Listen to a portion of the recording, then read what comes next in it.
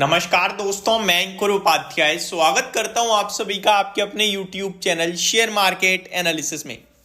Nifty आज 150 point टूटा है और इस गिरावट का सबसे बड़ा हकदार पता है कौन है? IT stocks. अब ये आईटी स्टॉक्स को अचानक से क्या हो गया भैया? 2023 के अंत में चलना शुरू हुए थे, सब बुलिश थे। मैंने आप सभी के साथ इन्फोसिस, टीसीएस, विप्रो, एचसीएल क्या कुछ आपके साथ शेयर नहीं करा। अचानक से क्या हो गया? एक ही दिन में ढह गए पूरे के पूरे आईटी स्टॉक्स, चाहे मिड कैप हो चाहे लार्ज कैप हो। चलिए समझने की जानने की कोशिश करते हैं, और अगर आईटी स्टॉक्स आपकी पोर्टफोलियो का भी हिस्सा है तो क्या करना चाहिए इसको भी समझते हैं। एक एक करके शॉर्ट में सारी चीजों को अच्छे से कवर करते हैं। सबसे पहले, जैसा कि मैंने आप सभी के साथ कहा कि आज निफ्टी अगर 150 पॉइंट टूटा है तो इसके सबसे बड़े हकदार हैं आईटी स्टॉक्स। क्योंकि अगर मैं निफ्टी कंपोनेंट्स में जाऊं तो लगभग 63 पॉइंट्स का कंट्रीब्यूशन आईटी दिग्गजों से आया है, इन्फोसिस और टीसीएस से। जहां पे इन्फोसिस ने 40 पॉइंट्स का कंट्रीब्यूशन दिया और टीसीएस ने 24 पॉइंट्स का कंट्रीब्यूशन दिया। इस हिसाब से 64 पॉइंट तो निफ्टी को अकेले आईटी ही नीचे खींच के ले गया है। उसके अलावा एचडीएफसी बैंक, हिंडाल्को और रिलायंस ने भी काफी बढ़िया योगदान दिया है निफ्टी को गिराने में। बट इंडेक्स स्पेसिफिक बात करूं मैं, सेक्टर स्पेसिफिक बात करूं अगर मैं, तो आईटी एक नहीं, दो नहीं, 2.5% नीचे था। कितना? 2.5%। और आपको मैं बताना चाहता हूं आपकी नॉलेज पर्पस के लिए कि मार्केट में आईटी इंडेक्स का वेटेज सेकंड हाईएस्ट है निफ्टी में। फर्स्ट नंबर पे बैंकिंग और फाइनेंशियल शेयर्स हैं, सेकंड आपका आईटी है। 17 पॉइंट समथिंग परसेंट का वेटेज आईटी स्टॉक्स होल्ड करते हैं, जिसमें सबसे ज्यादा वेटेज आपका इन्फोसिस को है, देन टीसीएस, एंड उसके बाद तो फिर ठीक है, ज्यादा कुछ फर्क नहीं पड़ता। आज अगर आईटी सेक्टर खोल के देखूं मैं तो 12 स्टॉक है आईटी सेक्टर में, 12 के 12 लाल निशान में है।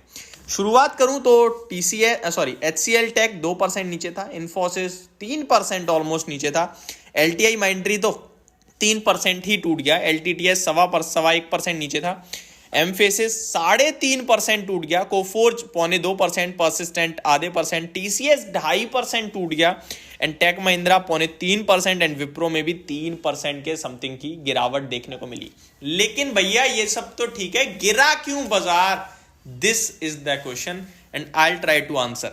सबसे पहले मैं आपको बताऊं कि ऐसा कुछ था नहीं, कुछ भी नहीं था कि क्यों टूट रहा है, क्यों नहीं टूट रहा। इनफैक्ट कल एक पॉजिटिव रिपोर्ट आई थी, मैंने कवर भी करी थी कि किस तरीके से लूटते हैं बाजार में हम जैसे रिटेल इन्वेस्टर्स को बेवकूफ बना बना के। सिटी की रिपोर्ट आई थी कल आईटी पे। क्या कहा उन्होंने कहा कि आईटी स्टॉक्स के जो उनकी रेटिंग है वो तो स्टिल सेम है, लेकिन टारगेट प्राइस इंप्रूव कर देते हैं। टारगेट्स उन्होंने सारे लार्ज कैप आईटी स्टॉक्स के बढ़ा दिए, चाहे विप्रो हो, चाहे इन्फोसिस हो, चाहे फिर टीसीएस हो या एचसीएल टेक हो, सब में आईटी के टारगेट बढ़ाए। और यही ब्रोकरेज हाउसेस वो थे, जब इन्फोसिस 1200 पे था तो ये कह रहे थे 1100 हो जाएगा। अरे यार, 50 रुपए के लिए आप लोगों को डराने के लिए रिपोर्ट क्यों निकाल रहे हो?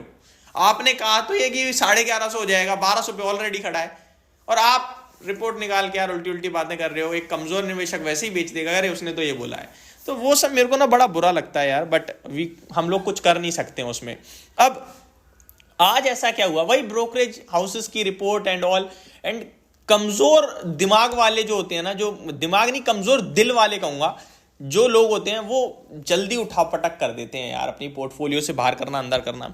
एंड एक और बड़ा ट्रिगर ये था कि कल नैस्डैक टूट गया अमेरिका में, और आज फिर से नैस्डैक फ्यूचर्स नीचे ही दिख रहे हैं। अभी करंटली मैं आपके साथ शेयर करना चाहता हूं कि नैस्डैक फ्यूचर्स कैसे दिख रहे हैं, सो दैट हम प्रिडिक्ट कर पाए थोड़ा अच्छे से। बाकी तो लास्ट की वीडियो में आप सभी के साथ शेयर करूंगा ये ओपन मार्केट में नैस्डैक फ्यूचर्स आपके साथ। कल नैस्डैक, पहले मैं आपको बता दूं, लगभग 1.63% टूटकर बंद हुआ, और स्टिल अभी भी 0.5% नैस्डैक फ्यूचर्स डाउन दिख रहे हैं। तो ये एक तो नेगेटिव हो गया। लेकिन ओवरऑल सवाल ये नहीं है क्यों गिरे, ये तो हो गया ना। क्यों गिरे क्या यार? आप गूगल पे डाल दो IT stocks fall today, 1000 topic मिल जाएंगे आपको। जो मैं बोल रहा हूं वो बोलने वाले भी 1000 मिल जाएंगे।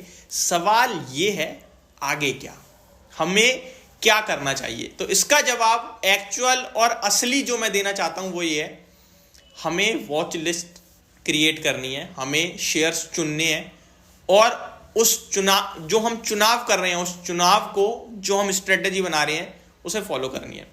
एक एग्जांपल से, अगर 5 आईटी स्टॉक्स में मेरे को कोई 2 पसंद है, मैंने 2 चुन के वॉच लिस्ट में लगा दिए। अब मैं दोनों में पैसा सोचूंगा कितना लगाना है। मेरे को तो नहीं पता ना आपको कितना लगाना है, आपकी टोटल पोर्टफोलियो कितने की है, आपको ही डिसाइड करना होगा। मेरा मानना ये है कि एक पोर्टफोलियो में, एक स्टॉक में 7% से ज्यादा का वेटेज नहीं होना चाहिए अगर आप एक रिस्क फ्री पोर्टफोलियो क्रिएट कर रहे हैं तो। और रिस्क वाली कर रहे हो तो 100% भी दे दो, जितना रिस्क होगा उतना रिवॉर्ड आएगा, जितना रिस्क कम लोगे उतना रिवॉर्ड भी कम होगा, ऑब्वियस है, ठीक है।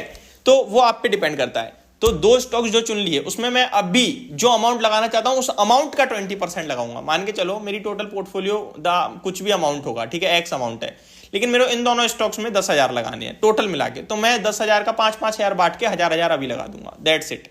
अब इतना कम क्यों लगा रहा हूं मैं? क्योंकि रिजल्ट सामने खड़े हैं। और ये चीज ऐसा नहीं आज गिरे तो बोल दिया, 3 दिन पीछे जब बढ़े थे, विप्रो पे पर्टिकुलर वीडियो बनाई थी कि 450 से लेकर 65 के बीच में लेने का मौका होगा इस स्टॉक को, ये नीचे नहीं जाने वाला। ये मेरे खुद के वर्ड्स थे, still I am on that. 445 440 अगर इसने ब्रेक किया तो फिर मेरे को नेगेटिव लगेगा, अदरवाइज नहीं लगेगा। विप्रो पे मैं आज भी पॉजिटिव हूँ, 455 पे है। लेकिन मेरा सिंपल सा लॉजिक है यार, रिजल्ट आने दो ना, 4-5 ट्रेडिंग सेशन बाद रिजल्ट है। 11 तारीख को इन्फोसिस के हैं, टीसीएस के हैं, विप्रो के भी उसके 4-5 दिन के अंदर अंदर आ जाएंगे। रिजल्ट्स में अगर पॉजिटिविटी आई तो 550 का हो जाएगा विप्रो, और नहीं आई तो एक डिप और मारेगा, और उस डिप में मैं खरीदने के लिए पूरी तरीके से रेडी हूं। यानी कि अगर गिरा तो मैं लूंगा, और अगर ऊपर गया तो मैं एंजॉय करूंगा, क्योंकि मेरे पास थोड़ा बहुत तो है ही है। तो वही मेरी स्ट्रेटेजी रही है आप सभी के साथ, स्टिल सेम है। आईटी स्टॉक्स में मेरा व्यू पॉजिटिव है, और मैं लॉन्ग टर्म इनमें इन्वेस्टर हूं, और उसी तरीके से आपके साथ शेयर करता हूं। इन्वेस्टर हूं मीन्स मैं लॉन्ग टर्म निवेश करता हूं, बट इनमें से मेरे पास अभी कुछ भी नहीं है, तो वो मैं एक डिस्क्लेमर के रूप में आपको बताना चाहता हूं। बट मैं आपको ये जरूर बोलूंगा, अगर आप इन्वेस्टमेंट पर्पस से देख रहे हो 24 महीने, 12 महीने या मोर देन दैट, तो आपको Wipro, Infosys, TCS definitely radar पे रखने हैं। लार्ज कैप आईटी बहुत सस्ता है अभी भी, और रिजल्ट्स के बाद अगर गिर जाएं तो जरूर एक्यूमुलेट कीजिएगा, और अगर बढ़ जाएं तो एंजॉय कीजिएगा, दैट्स इट। होप आपको ये सारी जानकारी समझ में आई होगी, पसंद आई होगी। Thank you so much for watching this video. Have a great day guys.